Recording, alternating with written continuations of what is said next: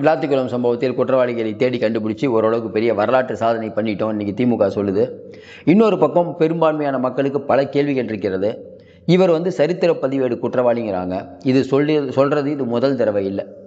ஏற்கனவே ஞானசேகரன் இந்த பல்கலைக்கழக மாணவி விஷயத்தில் அவரும் சரித்திர பதிவேடு குற்றவாளி. கோயம்புத்தூரில் ஒரு பெண் பாலியல் பலாத்காரம், அவரும் சரித்திர பதிவேடு குற்றவாளி. இப்படி சரித்திர பதிவேடு குற்றவாளியெல்லாம் வெளியில் சுதந்திரமாக நிம்மதியாக இருக்கிறார்கள். ஆனால் பொதுஜனம் இருக்காங்கல்ல, அவங்க தான் பாடாய்படுத்தி கொண்டு இருக்கிறார்கள் எல்லாரும் சேர்ந்து.